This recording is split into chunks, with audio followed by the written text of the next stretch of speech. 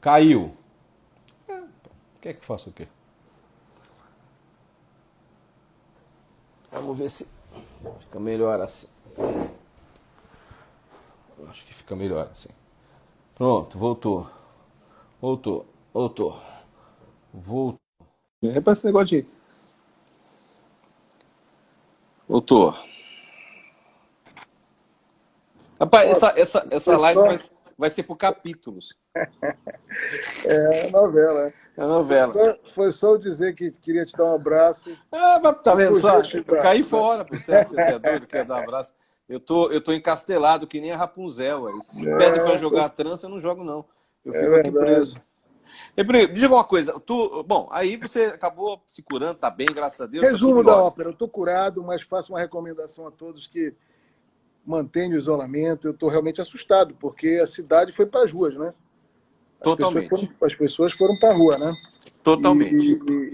isso realmente é perigoso, porque imagina aí uma centena de contaminados circulando, evidentemente que na minha cabeça haverá de haver novas contaminações. Então é preciso que as pessoas tomem muito cuidado. Agora, um detalhe é verdade. As pessoas estão com máscara, estão mais prevenidas, né?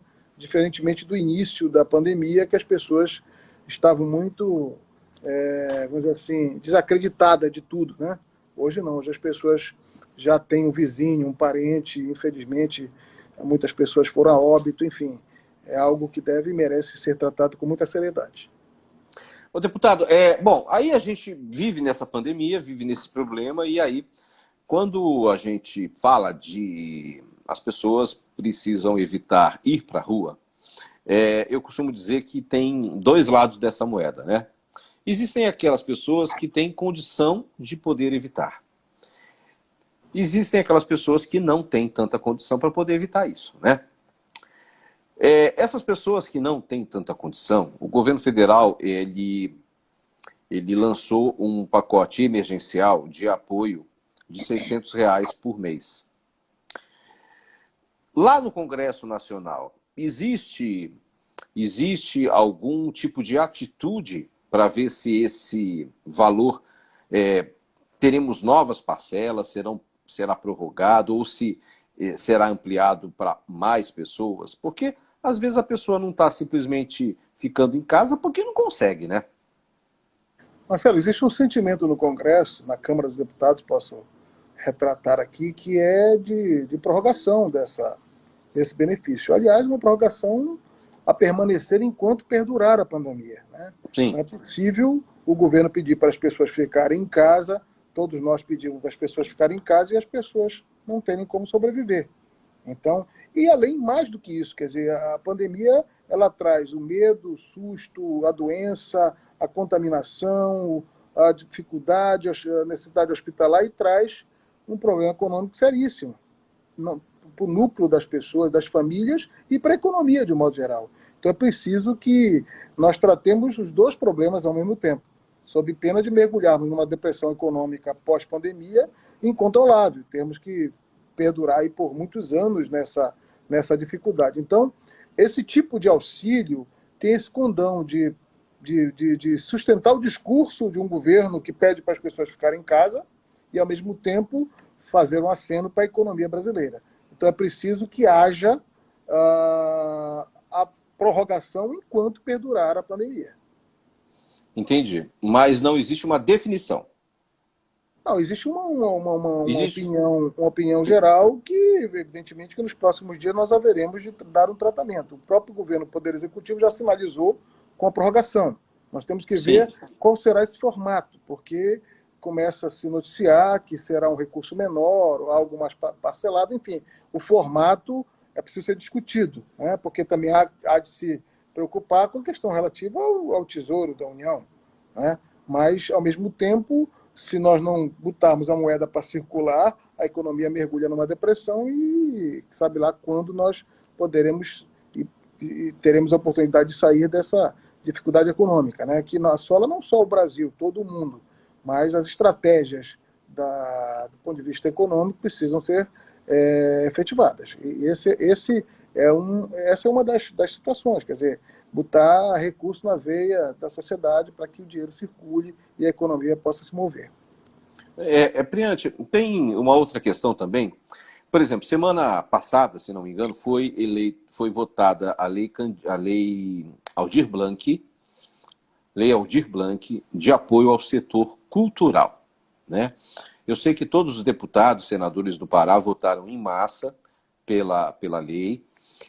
Eu queria que você primeiro explicasse o que é a Lei Aldir Blanc e depois você nos explicasse qual é o trâmite dela a partir de agora que o Congresso já votou.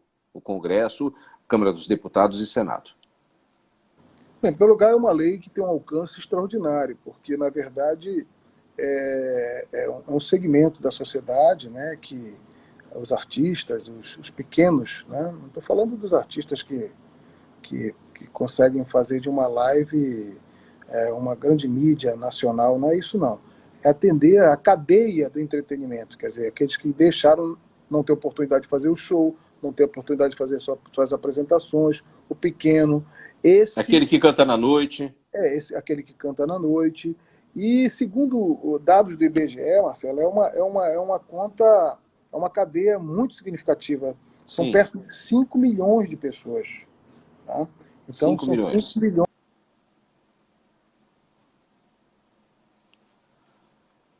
5 milhões de efetivamente serão pessoas. alcançadas por essa lei. Né? E a lei é um recurso que foi, vamos dizer assim, irrigado do Fundo Cultural, falado uma linguagem bem entendível para as pessoas, e que perfaz um recurso na ordem de 3 bilhões de reais. Merecerá um regulamento, uma regulamentação por parte da Fazenda, né, por parte do Tesouro, por parte do governo, para que possa, de imediato, vai ser, de certa forma, operacionalizado pelos estados e pelos municípios. Priante, outra situação é que depois de uma novela histórica, né, é mais que uma novela mexicana, né, uma junção de novelas mexicanas, né, a história da Lei Candir, né. Lá atrás houve uma lei chamada Candir. Essa lei, primeiro eu quero que você diga quando essa lei foi criada, o que ela trouxe de ruim para o nosso estado do Pará. Isso realmente foi uma novela mexicana. Essa lei surgiu no Brasil em 1996, né? Foi apelidada, chamada como Lei Candir. Naquele momento havia uma opinião, vamos dizer assim, geral da necessidade de estabelecer a retirada da tributação das exportações para que nós tivéssemos um melhor preço e uma maior competitividade no mercado internacional, com isso alcançássemos níveis importantes para a nossa economia. Portanto, essa lei veio cumprir um papel. Agora, se ela foi boa para o Brasil, ela foi, assim, um desastre para o estado do Pará. Né? Por quê? Não só para o estado do Pará, porque o estado do Pará é um estado exportador de matéria-prima, exportador de produtos semi-elaborados e deixou de tributar o seu principal imposto, que é o ICMS. Né? Então, todo o nosso ferro, todo o nosso minério que é exportado, antes da Lei Candir, o Estado tinha o direito de tributar na exportação o ICMS. Então, ganhava o Estado, ganhava o município produtor, ganhava os municípios, porque 25% da arrecadação do ICMS são distribuídos entre os municípios. E, a partir do advento da Lei Candir, deixou-se de tributar esse imposto. Na Lei Candir tinha um dispositivo que falava em compensações aos estados exportadores.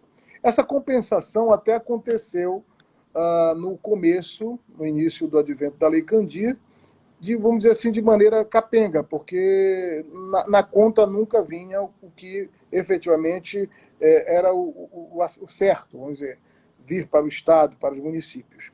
E durante um tempo acabou acontecendo, mesmo que de maneira capenga, esse repasse do recurso, e depois deixou-se de acontecer isso. Então aconteceu o pior. Né? Os estados produtores, exportadores, a exemplo do Pará, sofreram brutalmente com a perda de recursos, né, que aconteciam anteriormente o advento da Lei Candir. Então foi uma lei draconiana, uma lei profundamente dura para o estado do Pará. Quando você fala de perder os recursos, deputado, você tem um número para dizer o que é que a gente perdeu com ela? Tem, sim. O Pará em contas, vamos dizer assim, existem várias contas, tá? Mas posso afirmar, sem medo de errar, que de 1996 para cá, o Pará perdeu cerca de 60 bilhões de reais. Bilhões. Tá? Bilhões.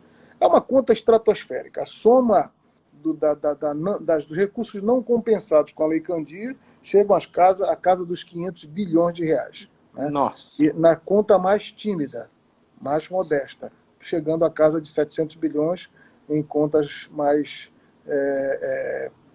diferenciadas.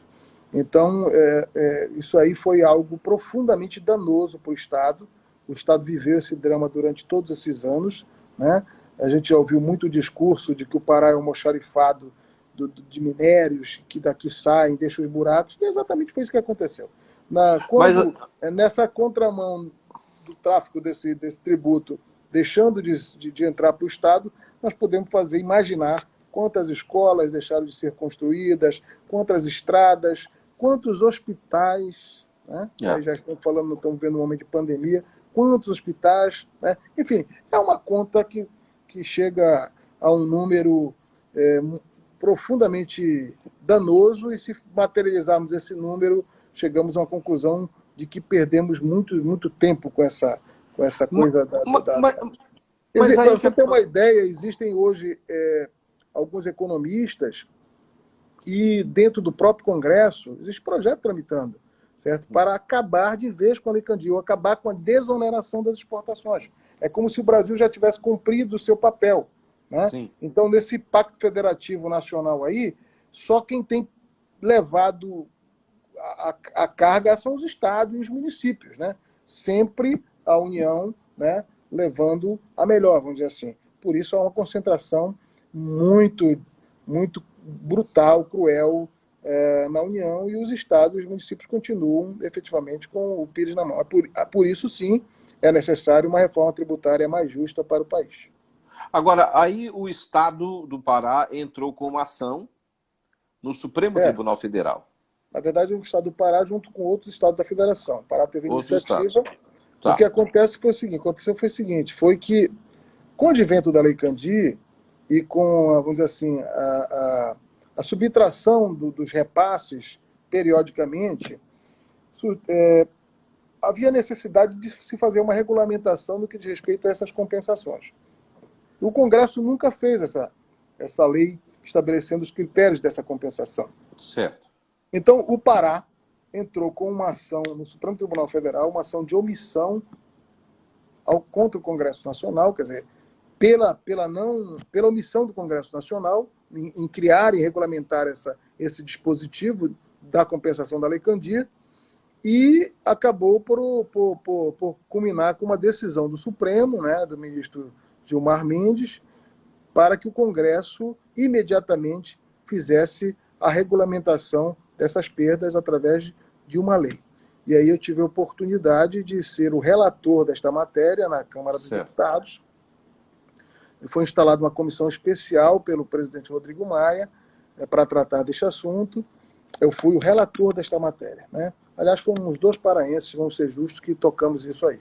Foi eu como relator e, à época, o deputado Arnaldo Jordi foi o presidente desta comissão na Câmara dos Deputados, na comissão especial. E tive, vamos dizer assim, acabou desdobrando que o meu parecer foi aprovado por unanimidade nesta comissão.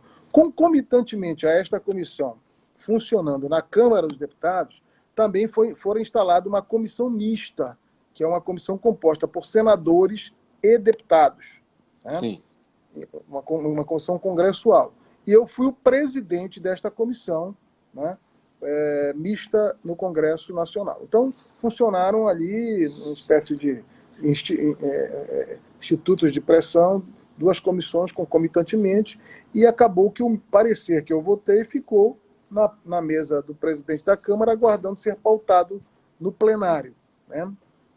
Neste intervalo de tempo, o devedor de toda essa conta é a União. Sim. Né? Então a União começou a fazer o cálculo dos seus, vamos dizer assim, dos seus prejuízos. Né? Quanto ela tinha que pagar. Se essa lei for votada, o Congresso acabar votando, ainda existe aí uma interpretação que, por força de uma decisão do Supremo, se isso aí pode ser vetado, se não pode ser vetado, porque, na verdade, o Supremo deu uma ordem para o Congresso, né, uma ordem judicial para que o Congresso imediatamente votasse a lei, se não regulamentasse através de lei, dava um prazo para que o TCU entrasse, né, na pauta. Enfim, a União, vamos dizer assim, acabou por aceitar sentar à mesa com os governadores, com os entes federados interessados diretamente nessa matéria, e acabou desaguando num acordo, um acordo que fora homologado pelo Supremo Tribunal Federal. Né? E aí Sim. podemos dizer que esse capítulo dessa novela teve um ponto final através... E aí a gente está falando de um recurso de que valor para o Estado do Pará através desse acordo? Marcelo, eu vou te confessar que eu não sei com precisão qual é a cota relativa ao Pará, mas sei que o Pará é o primeiro dessa história toda, né? Porque os estados que mais foram afetados foram o Pará, o Mato Grosso, Sim. Goiás, o estado que tem na sua pauta a exportação como algo significativo. O Pará tem a pauta do minério, o Mato Grosso tem a pauta dos grãos. São pautas diferenciadas, né, do agronegócio, mas deixam de tributar também, nesse quesito, o seu principal imposto, que é o ICMS na exportação. Então, o Pará será, com certeza, o estado que terá a maior compensação nessa divisão desse bolo que fora acordado com a homologação do Supremo Tribunal Federal. E esse dinheiro começa a entrar esse ano, hein, deputado? Creio que sim, creio que sim. Todo tipo de decisão requer uma regulamentação, quer dizer, mas se houve um acordo é porque as partes estão interessadas em resolver o problema, né? Então, evidentemente que deverá imediatamente ter ser efetivado o acordo. Bom, deputado, deixa aqui primeiro eu falar do pessoal que está aqui nos vendo. Olha, pessoal mandando abraço da Calha Norte para você, gente mandando abraço. A todos. Amanhã estarei em Oriximiná e Monte Alegre acompanhando o governador. O que vai ter lá, Oriximiná e Monte Alegre? O governador está fazendo uma cruzada no estado, né? Preocupação muito pertinente aí com relação à pandemia, com relação à assistência de saúde, e evidentemente que acaba se tratando de outras pautas, né? Entendi. Com a presença do governador do Olha, estado. Gente de Altamira mandando abraço, pessoal da região do Xingu está escrito aqui. Deputado, você tem que ser nosso candidato a prefeito de Belém. Deputado, o senhor sempre foi um apoiador da diversidade. Deputado, Altamira de novo, Moju aqui, pessoal de Curionópolis mandando um abraço, pessoal de Monte Alegre. Monte Alegre, pessoal de Monte Alegre mandando um abraço. Santarinho, olha, Santarinho a gente tem. Juriti, agradecendo aí todo o recurso que você conseguiu lá. O pessoal conseguiu, falou que. Muito obrigado aí, gente. O pessoal falou aqui, não, o deputado é de Juriti. É de Juriti? Eu sou de Juriti mesmo, né? O pessoal falou que é de Juriti. Quem mais está falando? Novo Progresso está falando Novo aqui Progresso. Também.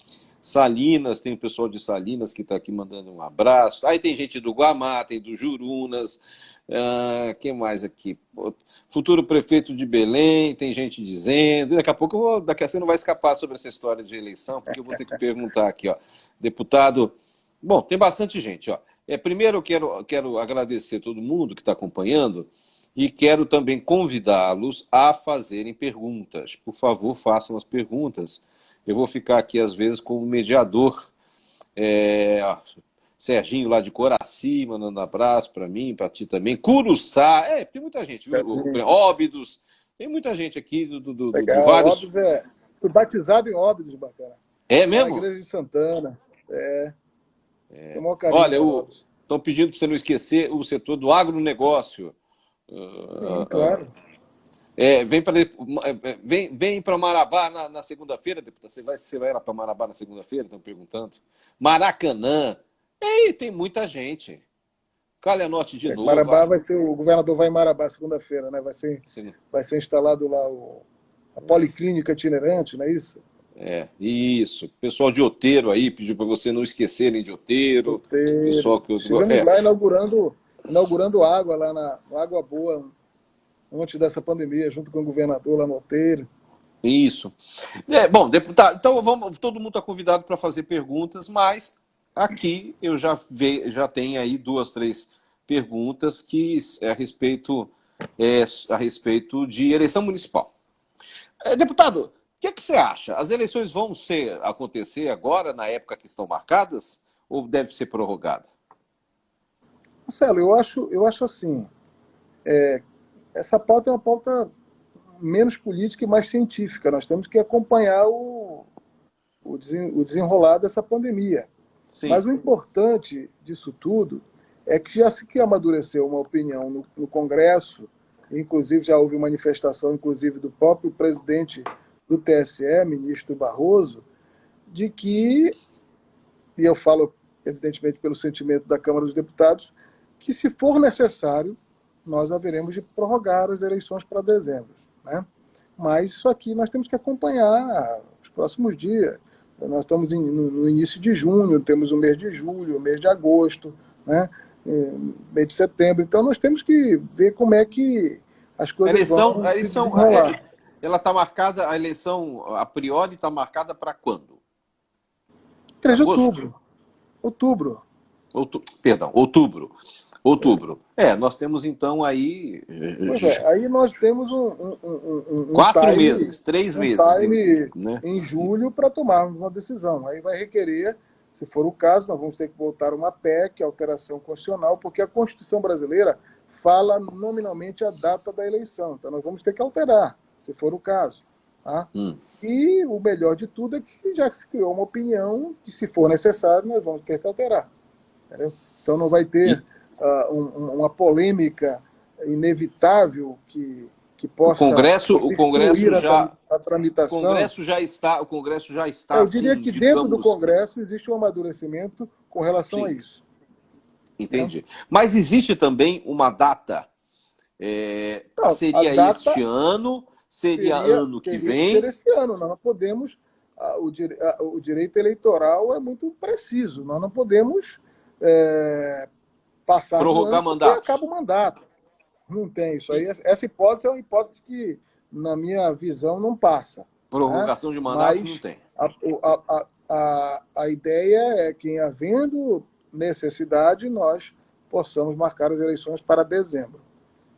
Para dezembro? Agora, então, serão... Bom, vamos imaginar, mas tudo? Dezembro? Primeiro e segundo turno? Dezembro? Primeiro e segundo turno. Início de dezembro, o primeiro turno, e antes do Natal, o segundo turno. Então vai ser uma eleição diferente. Você acredita que vai ser uma eleição diferente mesmo? Essa eleição, com certeza, já vai ser diferente. Né? Em outros momentos, esse momento seria um momento de pré-campanha, onde as pessoas estariam fazendo conversas, debates, promovendo reuniões, e nós estamos impossibilitados, a não ser que façamos aqui, né, através da internet. Mas, inclusive ontem o TSE baixou uma resolução da possibilidade da realização de convenções através, né, da internet. Bom, mas aí, se nós temos um tempo menor, vamos imaginar que a eleição seja em dezembro, né? Então nós teremos o primeiro turno no início de dezembro. Não, o primeiro turno, a eleição começaria quando? A campanha começaria quando? A campanha terá que ser, se nós marcarmos a eleição para 3 de dezembro, a campanha seguirá no agendamento que hoje está estabelecido, com o prazo de campanha definido, que é de 1 mês e tal, coisas. Então, de trás para frente, nós podemos fazer essa conta. Você não acha que vai diminuir o tempo da eleição? Vai ser mantido, por exemplo? O tempo de campanha deverá ser mantido. O tempo de campanha, apenas a data da eleição prorrogada. Porque a campanha, Marcelo, ainda há de se encontrar o caminho, que poderá ser uma campanha muito fortemente televisiva, através da internet, né? Mas a eleição, as pessoas irem às urnas, sair de casa, né? Aglomerar, fazer fila, esse sim é o problema, né? Entendi. Então, esse movimento do dia da eleição que não é possível fazer em um clima de pandemia. Por isso, a discussão da Nem, possibilidade de se prorrogar a eleição adiando para o mês de dezembro. até mesmo a votação, né, deputado? Imagina a votação na eleição, ser tudo no mesmo dia, né? Vocês já pensaram nisso? Quer dizer, uma eleição como é hoje, né? Todo mundo vai no mesmo dia votar, não é isso? Mas tem que Quer ser, dizer, não pode ser, não pode ser mais de um dia, porque aí nós teríamos já resultado de pesquisa e coisas desse tipo, de tendência, isso aí não pode. Tem que ser todos mas, na mesma hora, para que mas e aí todos como é que faz com essa possam. junção? Como é que faz com essa, com Não, essa... mas aí, evidentemente, que em dezembro nós estamos na expectativa de que as coisas já Sim, tenham é, tido, né, um cenário, desenhado um cenário favorável, né? entendi. Deputado, muita gente também perguntando, assim, qual é o teu sentimento em relação a uma possível candidatura a prefeito de Belém? O meu sentimento. É, Não, eu confesso que os últimos dias eu me debrucei muito nessa coisa da pandemia, inclusive estive enfermo e tive que me recuperar durante todos esses dias, né? Mas agora eu sou presidente do partido aqui na capital, essa pauta é inevitável. Vou ter que tratar essa pauta com todos os companheiros de partido, com todos os vereadores, os deputados estaduais, com o governador, que é o grande eleitor dessa eleição, no meu entendimento. E, enfim, eu acho que é preciso, nós vamos ter que ter uma agenda imediata sobre esse assunto agora, né? Agora chegou a hora, então nós vamos ter que tratar disso tudo. chegou a hora de começar a se falar nos nomes, é isso? É pelo menos o meu papel como deputado federal, como ator político do meu partido, como presidente do Diretório Municipal, né? Eu tenho que tratar disso, inevitavelmente, né? Agora, com relação a uma possível candidatura minha, é possível, mas não é uma coisa, uma sandice. Eu vou ter que tratar com. Não pode ser uma candidatura minha, teria que ser uma candidatura do partido, de todos. E é claro que existem outros nomes que estão também, Sim. né, que são especulados, e todos merecem o nosso respeito, a nossa consideração. E vamos tratar isso oportunamente, né? Eu acho que se fez uma voz mais forte, que foi essa questão da saúde, do povo, Sim. da pandemia, dessa coisa do Covid, tudo isso foi muito, muito repentino nas nossas vidas, e nós temos que priorizar isso nesse momento. Mas, evidentemente, que é uma agenda que nos cabe a responsabilidade de tratarmos, e vamos tratar, não fugiremos dela, não. Deputado, eu lembro quando você foi candidato a governador do estado do Pará, num debate da TV Liberal, então candidato a governo também, o Almir Gabriel, que já tinha sido governador, num debate contigo a respeito de violência, ele falou, ele cunhou a expressão sensação de insegurança, é isso, né? Sensação de Questão de segurança, né? segurança. Sensação de segurança. E você foi duro com ele, dizendo que para ele ir para Marabá sem seguranças, para ver se ele se sentiria seguro. Quer dizer, você, né, houve esse debate. Eu estou falando isso porque naquela época já se falava a respeito da insegurança pública no estado do Pará. Ontem eu publiquei uma matéria lá no Bacana News, que é uma matéria muito grande e completa, que faz um detalhamento baseado no G1. O G1 tem uma ferramenta que é o monitor da segurança no Brasil. Mês a mês, o G1 mostra como está a questão da violência em cada estado. No Brasil, cresceu essa violência no mês de março. O estado do Pará diminuiu no mês de março. Mas o estado do Pará vem diminuiu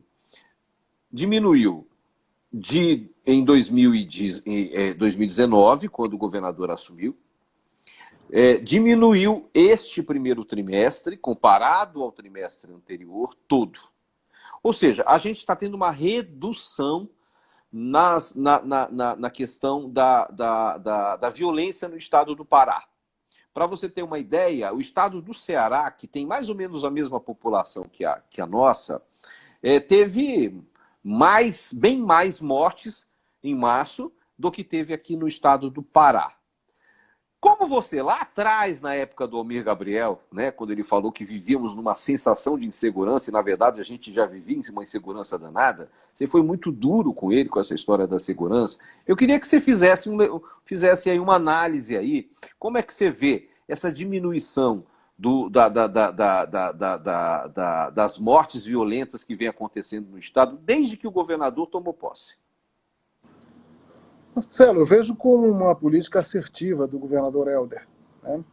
Com a mão repressiva, mas ao mesmo tempo com a política social crescente e estreando o governo com um gesto humilde de convocar a Força Nacional para o Pará para que nós pudéssemos dar uma espécie de freio de arrumação em toda aquela onda de violência que estava acontecendo aqui em Belém, inclusive com os policiais militares sendo alvejados e alcançados pela bandidagem de maneira profundamente cruel.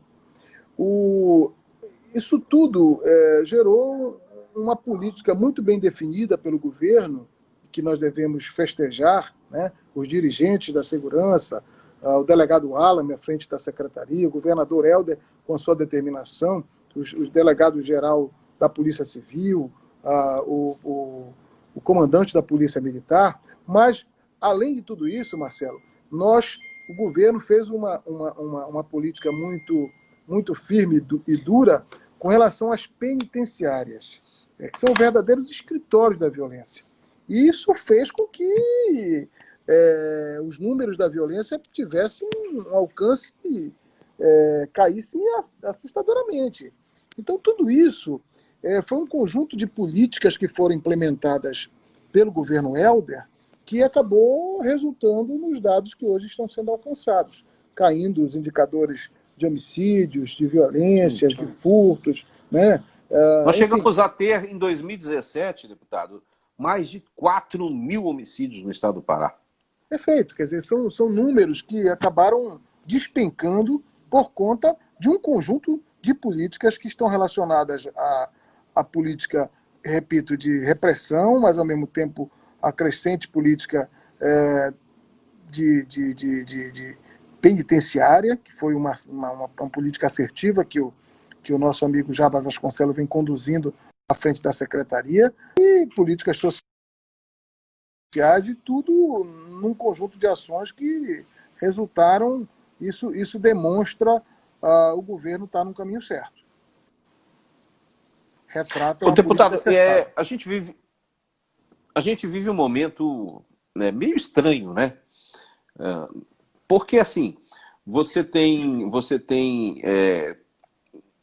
eu acho, os grupos muito divididos, né? Criou-se assim, um confronto muito grande hoje em relação à política, né?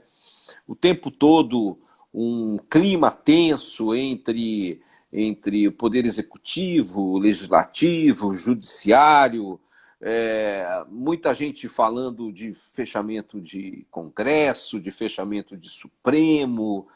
Qual é a tua análise desse momento de ebulição que a gente está vivendo na política nacional? Marcelo, eu fiz escola dentro de um partido que o próprio nome do partido já fala que é o movimento pela democracia.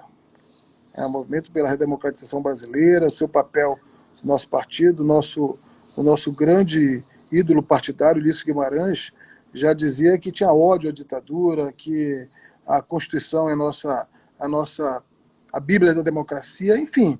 E não é possível, depois de termos avançado tão fortemente na consolidação democrática nesse país, as nossas instituições funcionando, o Ministério Público funcionando, a nossa justiça funcionando, o Poder Executivo, o Poder Legislativo, os órgãos de fiscalização, que são inúmeros órgãos, todos funcionando, né? Nós retrocedermos neste avanço da liberdade democrática da sociedade.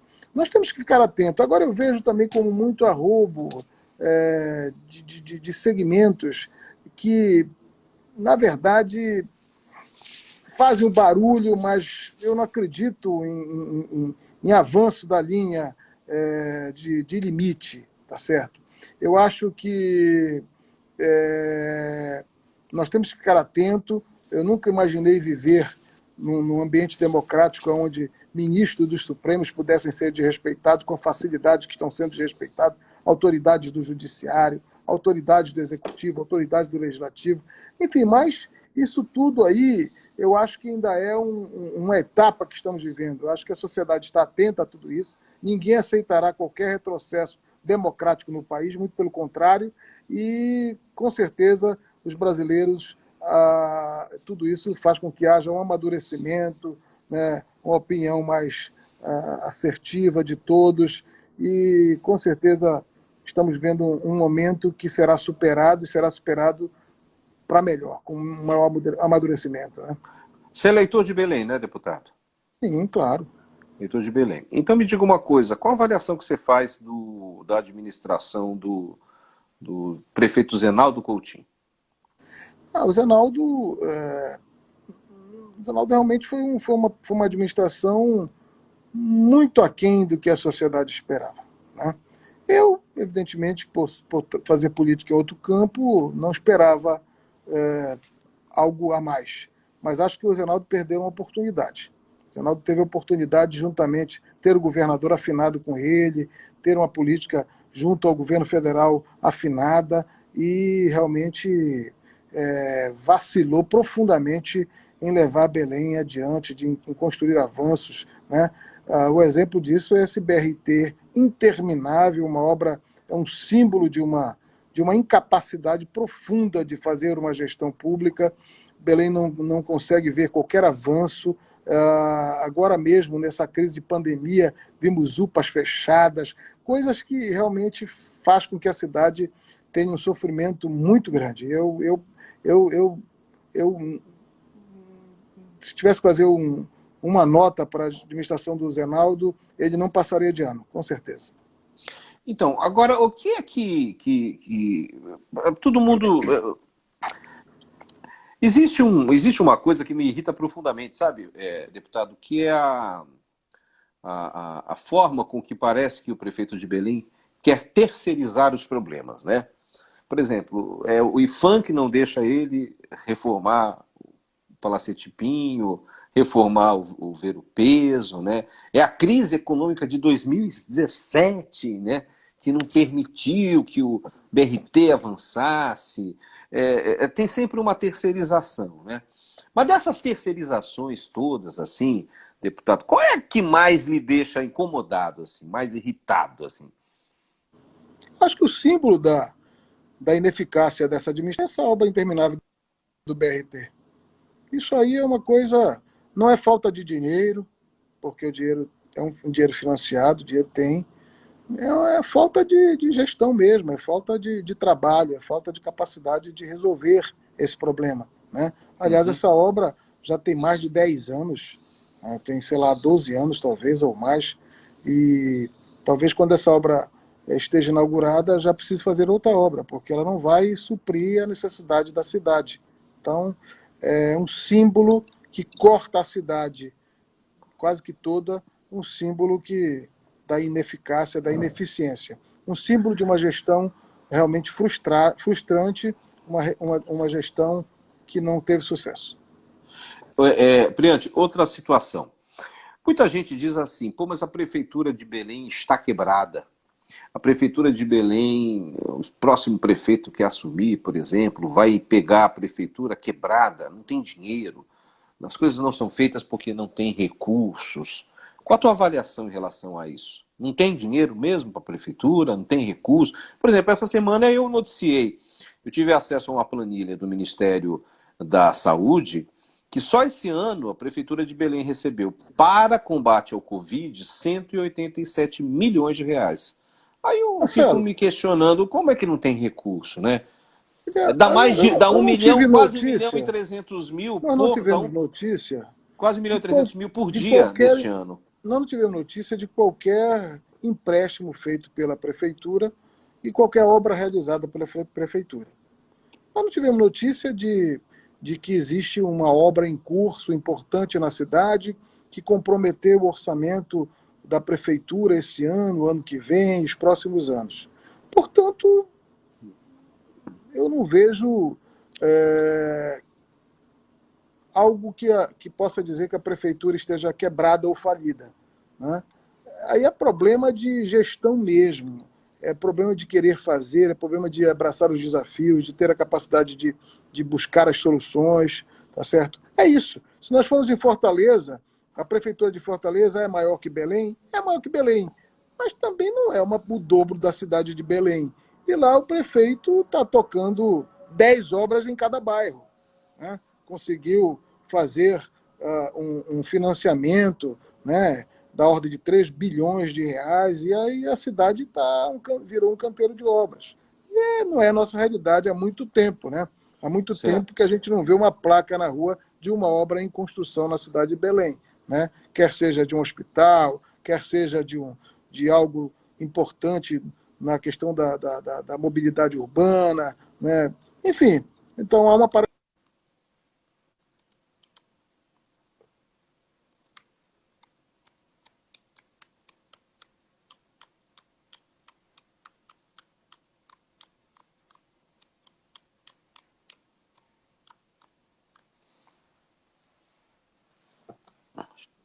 Paralisou um pouco aqui a tela do deputado.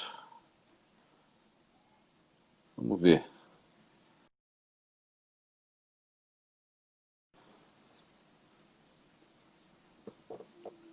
Ah, tá.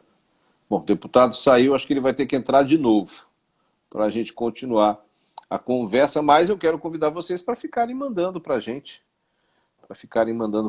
aí as perguntas aí.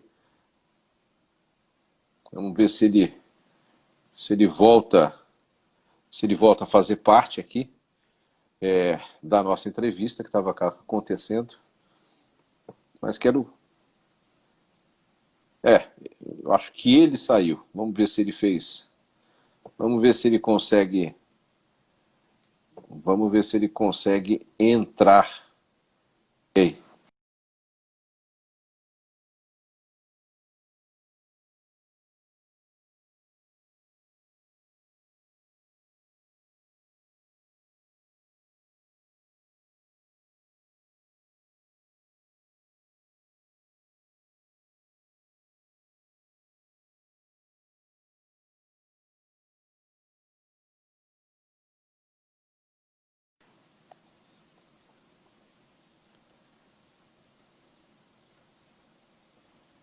Olha, o problema das lives é que elas são assim, viu? Elas são feitas pela internet que a gente tem aqui na nossa Belém do Pará.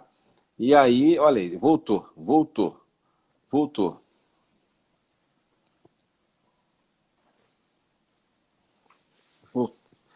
Oi, Marcelo, Caiu voltamos. de novo, voltamos. Ô, deputado, deixa eu falar uma coisa que eu já venho falando há bastante tempo. Você não acha que as operadoras de celular no nosso Brasil deitam e rolam? Fazem o que querem, do jeito que querem, como querem, oferecem um serviço de qualidade muito ruim. Você não acha que está na hora de um projeto lá na Câmara dos Deputados para tentar dar uma enquadrada nesse pessoal? Porque, por exemplo, a internet é um problema monstruoso, né, que a gente tem, que todo mundo tem. É verdade, Marcelo. Eu acho que o Brasil avançou muito nesse campo, né? Mas é claro que nós temos que acompanhar essa evolução e verificarmos o que está acontecendo, né? Não é possível que a gente fique à mercê de uma empresa que, né? São 4 hoje empresas, basicamente, que Exato. dominam o mercado. E aí realmente você tem razão quando levanta essa preocupação. Deputado, você é considerado um dos campeões de emendas para o Estado, né? Como é que se consegue emenda? Como é que se consegue chegar nisso? Ah, sou um campeão de emendas. Mas como é que você é um campeão de emendas? De que maneira você consegue isso? A gente tem amigos em comum que falam que você parece um office boy em Brasília, né? Que você vai de uma repartição para outra o dia inteiro rodando, né? Isso Marcelo, ajuda? Isso deixa eu te ajuda? falar. Eu acho que eu tenho muitas relações em Brasília, né? Eu tenho muitas relações. Eu estou há muito tempo, muitos mandatos, mas, assim, eu costumo dizer que um deputado do Norte, um deputado do Pará, quando chega em Brasília, ele tem que ter o papel de se posicionar, né? Como se fosse um jogador dentro de um campo, para poder ter, vamos dizer assim, a condição de otimizar essa sua boa posição a favor dos seus eleitores, do nosso Estado. Né? E é isso que eu procuro fazer sempre. Né? Então, eu estive como deputado durante todos esses anos, mas eu fui presidente da Comissão de Economia da Câmara, eu fui presidente da Comissão da Amazônia, primeiro presidente da Comissão da Amazônia, eu coordenei a bancada da Amazônia durante um bom tempo. Eu fui presidente da Comissão de Fiscalização e Controle da Câmara, fui presidente da Comissão de Segurança e Combate ao Crime Organizado da Câmara, sou presidente hoje do Centro de Estudos e Debates da Câmara Federal. Enfim, eu procuro me posicionar estrategicamente para que eu possa ter, através dessa posição, a capacidade de ter, vamos dizer assim, o prestígio suficiente para conseguir, através do nosso mandato, materializar conquistas para o nosso Estado. Né? E também tenho experiência, fui relator de orçamento durante muitos anos, fui umas 5 vezes relator do orçamento da União, né? E acabei, vamos dizer assim, mergulhando nessa área orçamentária, que não é uma área muito fácil, porque requer um conhecimento técnico também, e com isso acaba tendo, né, tendo a condição de construir os caminhos orçamentários para atender o Pará. E é isso que eu tenho procurado fazer. Essa coisa de dizer que eu sou campeão, é claro que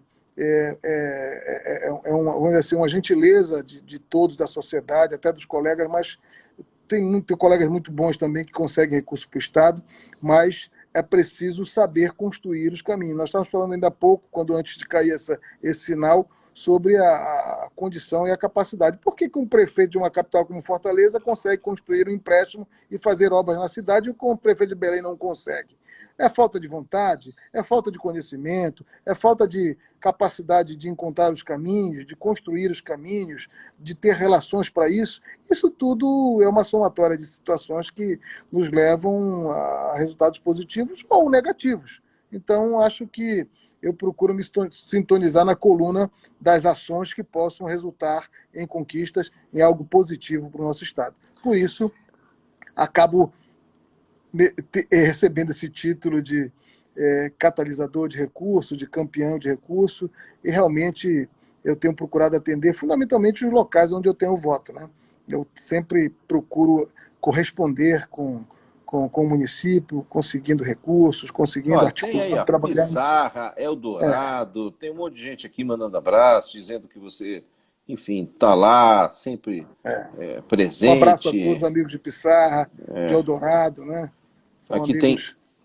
aqui tem Barcarena aqui, tem o pessoal de Paraupebas, dizendo que em Paraupebas você foi importante a tua atuação para que Paraupebas conseguisse liberação do recurso antigo Não, isso aí foi a questão do royalties, né?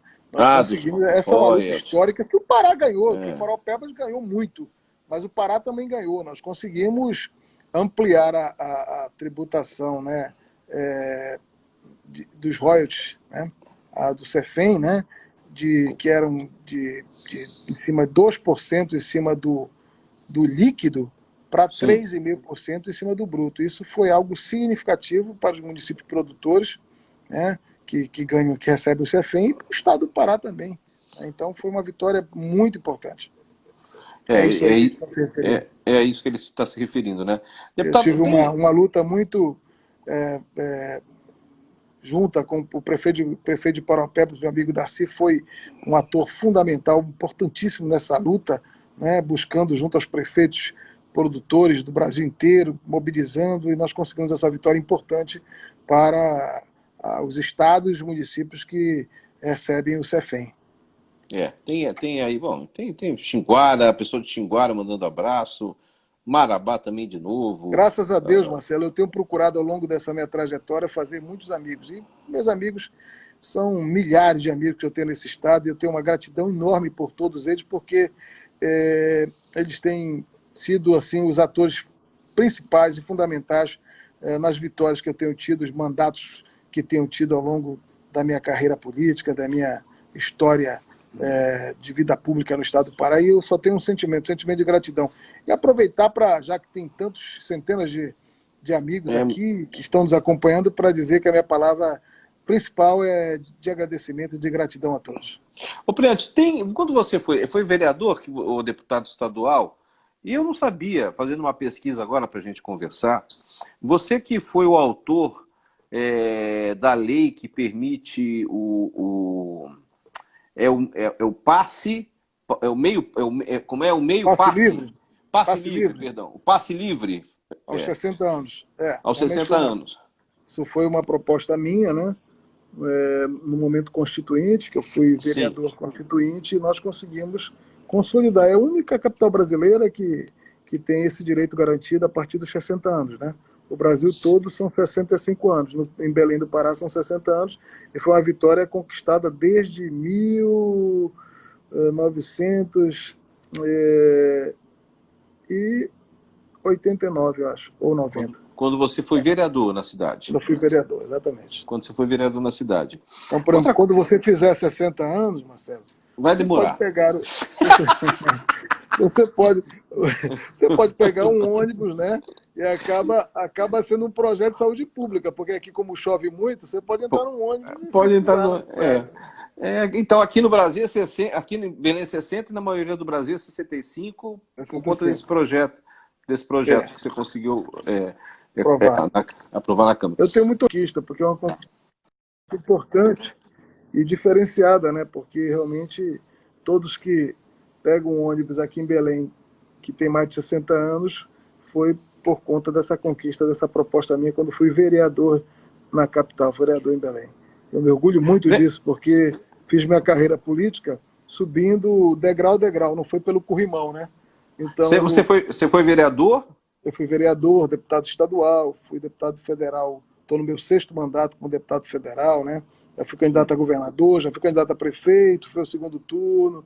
Então, eu lembro que tem uma coisa interessante sobre quando você foi candidato a prefeito. Eu lembro que logo depois, quando a eleição acabou, um tempo depois já, meses depois, 6 meses, 8 anos, eu me encontrei com você e com o Dulciomar no aeroporto e perguntei o que vocês estavam fazendo. Você estava levando o Dulciomar para buscar um recurso no Banco Interamericano de Desenvolvimento. Isso foi antes da eleição, né? Isso foi antes da eleição, na verdade? Antes de 2008, né? Eu tive a oportunidade, é o que eu coloquei. Naquele momento, eu tive a oportunidade de conhecer o secretário do Banco Interamericano de Desenvolvimento, né? Que era um chileno, e acabei fazendo uma relação com ele. E mesmo estando em campos diferentes, eu tive a oportunidade de abrir essa porta, vamos dizer assim, para a Prefeitura de Belém. Na época o prefeito era o Dulciomar, para que fosse iniciadas as tratativas para o financiamento da macrodrenagem, né, ali dos Jurunas, a macrodrenagem de Belém. E isso aí foi exatamente um agendamento que eu fiz e estive junto nessa agenda. Você chegou a viajar junto, né? Estivemos juntos, fomos a Washington, levei, vamos dizer assim, abri essa porta para termos essa audiência. É o que eu coloquei, Marcelo. Eu acho que a política tem esse condão, né? A política é a arte de construir os caminhos, de construir as relações, e quem não consegue fazer isso acaba fraquejando no meio do caminho. Então não é possível uma pessoa abraçar o desafio de ser prefeito de uma capital como Belém sem botar na pauta essa capacidade de construção de relações, de construção de soluções e de caminhos para encontrar, né, e fazer o enfrentamento que uma cidade do tamanho de Belém precisa. Então, Eu tô sentindo você com vontade de ser candidato, viu, deputado? Não sei se é impressão minha, se é pós-Covid, se voltou eu tô ficando com doente depois gás. do Eu Covid, não né? sei, é uma impressão. Pode ser Não é isso, posso não. estar enganado também, entendeu? Eu estou falando exatamente de como tenho pautado a minha conduta, né, através dos mandatos que eu tenho tido. É procurar me posicionar bem dentro do Congresso Nacional, a nível da Câmara dos Deputados, e buscar relacionamentos. Buscar relacionamentos. É isso que eu tenho feito. Por isso, acabo conseguindo recursos, acabo construindo os caminhos, acabo sendo bem informado no que diz respeito à possibilidade de buscar e ter a encontrar a trilha para conseguir algo diferenciado. E é isso que eu tenho procurado fazer para o meu estado, para o estado do Pará, né? É exatamente construir e botar toda a força, todo o vetor para tentar minimizar os grandes desafios que nós temos aqui no estado, que não são poucos. Deputado, ou seja, uma possível candidatura a prefeito de Belém, ela teria que passar pelo governador do estado do Pará. Sim, claro, o governador é o principal líder do nosso partido, né? Um governo altamente aprovado e uma candidatura tem que passar pelo governador, sim, né? Passar pelos companheiros de partido, por todos, né? Tem que ser a construção de um projeto, não pode ser um projeto de um candidato, de uma pessoa que sonhou em ser o prefeito ou a prefeita da cidade. Tem que ser uma construção de algo que possa se apresentar para a sociedade e se apresentar de maneira amadurecida, tendo a certeza de poder defender esse projeto e construir uma melhor agenda para uma cidade com tantos desafios como Belém, que são desafios históricos e que, infelizmente, tem tido governos, sequência de governos que tem levado Belém a uma agenda de dificuldade profunda, né? Tem gente que brinca que é uma espécie de uma maldição de Antônio Lemos, né? Que foi escorraçado aqui de Belém, né? Tendo sido ele o maior obreiro que esta cidade viu, e a partir daí realmente Não teve jeito depois disso. uma sequência de prefeitos que, claro, com exceções, não estou generalizar isso aqui, mas dentro desse leque de prefeitos que tivemos aí um bocado de prefeito ruim de trabalho. Deputado, vamos ver aqui umas perguntas para o pessoal não falar que eu não estou perguntando nada aqui que estão me mandando. Tem uma pergunta que diz a respeito do projeto que você criou que beneficiou a questão dos pets. Explica para a gente o que é. E tem um outro projeto também, que é a história do cinema itinerante. Explica esses dois projetos para a gente. Perfeito, Marcelo. Isso aí, na verdade, essa questão relativa à causa animal é algo extremamente importante e interessante. É impressionante, Marcelo, como as pessoas têm uma paixão por seus animais domésticos e por Sim. causa animal, né? E fazem dessa luta, dessa causa uma luta. Claro. Eu consegui, pautado por essa turma, que tem uma organização extraordinária, eu consegui recurso para aquisição de castras móveis. Né? Consegui para Belém, consegui. Agora, essa semana passada, a Prefeitura de Santarém adquiriu o seu castramóvel, a Prefeitura de Abaetetuba adquiriu o seu castramóvel, e tem aí uma dezena de prefeituras que eu consegui o recurso que estão pendentes. Né? Certo. Precisam resolver, precisam comprar o castramóvel. Você conseguiu o recurso para que as prefeituras comprem? Consegui o recurso, e os recursos estão na conta da Prefeitura. Por exemplo, no caso de Belém, né? Um bom momento para cobrar. Quer dizer, Belém, por que Santarém já comprou, Baetetuba já comprou e Belém ainda não comprou, não adquiriu o castramóvel, né? Então, a burocracia está sendo maior aqui. Né? E os cinemas itinerantes acontecendo em cidades do interior? Cinemas itinerantes foi uma iniciativa que fiz através de emenda, né, emenda parlamentar, para levar o cinema aos lugares onde as pessoas nunca tiveram acesso ao cinema. É uma coisa fantástica. A oportunidade que essas pessoas têm de ter acesso à cultura, de ter essa aproximação com o cinema. É um projeto extremamente interessante que levou muita alegria Eu vi a umas muitos fotos também, municípios. sim. Deputado, olha, está acabando nosso tempo, tá vendo só? Falta 30 segundos, 40 segundos só. Quero agradecer aí o Marcelo, teu tempo, viu, para conversar com a gente aqui. Muito obrigado. eu que te agradeço, quero deixar um abraço a todos que puderam se comunicar aqui nessa live promovida por você, tá certo? E estou sempre à ordem aqui, à disposição, tá certo? Para te Tá dar bom. aquele abraço, né? E ao mesmo tempo